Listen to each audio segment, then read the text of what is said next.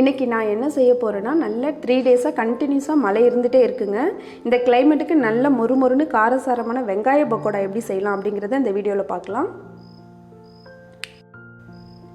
இதுக்கு வந்து ஃபஸ்ட்டு நான் பெரிய வெங்காயம் க்ளீன் பண்ணி எடுத்து வச்சுருக்கேங்க. இதை நல்லா தின்னாக ஸ்லைஸ் பண்ணி எடுத்துக்கலாம். இப்போ வெங்காயம் நல்லா கட் பண்ணியாச்சுங்க. இதை வந்து ஃபஸ்ட்டு நல்லா பிசைஞ்சு விட்டுக்கலாம். இந்த மாதிரி ஒட்டி இருக்கிறதுலாம் தனித்தனியாக வர மாதிரி நல்லா பிசைஞ்சு விட்டுக்கலாம்.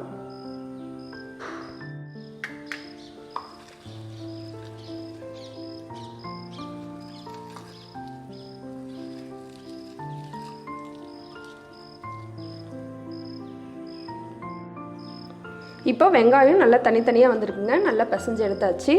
இப்போ இது கூட ஒரு 1/4 ஸ்பூன் சோம்பு, கட் பண்ணி வச்சுருக்க பச்சை மிளகாய், இஞ்சி கொஞ்சமாக தட்டி வச்சுருக்கேங்க. இது கூட தோல் உரிக்காத பூண்டு, கொஞ்சமாக கறிவேப்பிலை இது சேர்த்துடலாம். காரத்துக்கு ஏற்ற அளவுக்கு நம்ம மிளகாய் தூள் சேர்த்துக்கலாங்க. தனி மிளகாய் தூள், ஒரு பிஞ்ச் ஆப்ப சோடா சேர்த்துக்கலாங்க. இப்போ இது எல்லாமே நல்லா மிக்ஸ் பண்ணியாச்சுங்க. இப்போ இது கூட கொஞ்சமாக முந்திரி,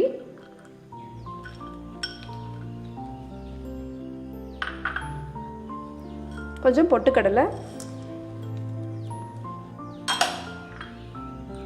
கொஞ்சம் வேர்க்கடலை இது எல்லாமே சேர்த்து நல்லா மிக்ஸ் பண்ணி விட்டுக்கலாங்க. இது வந்து ஆப்ஷனல் தாங்க, நமக்கு தேவையில்லைன்னா இதை ஸ்கிப் பண்ணிடலாம்.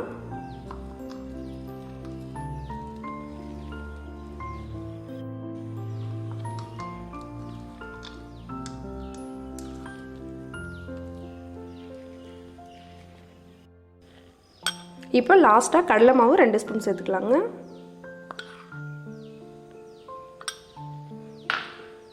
அரிசி மாவு 1 ஸ்பூன் சேர்த்துக்கலாம்.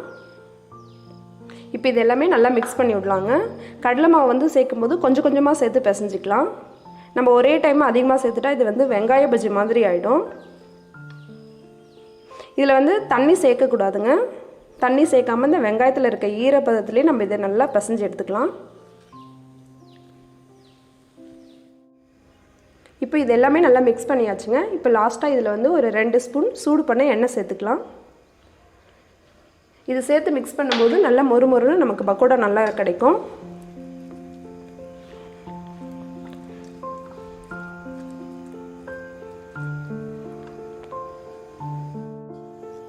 இப்போ ஆயில் நல்லா சூடாயிடுச்சுங்க. பக்கோடா பொரிச்சிடலாம்.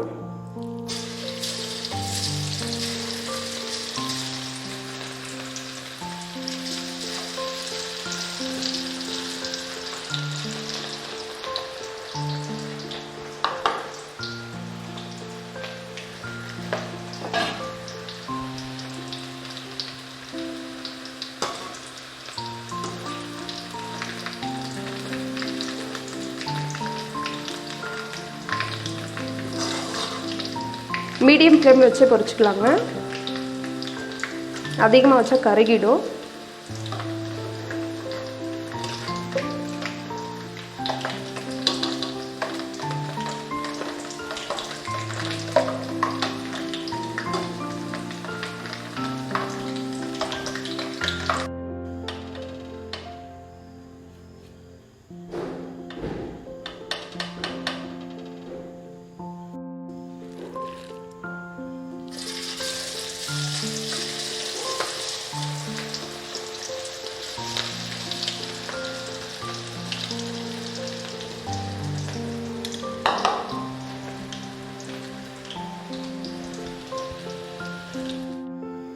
அவ்வளோதாங்க. இப்போ எல்லாமே நான் பொரிச்சு எடுத்துட்டேன்.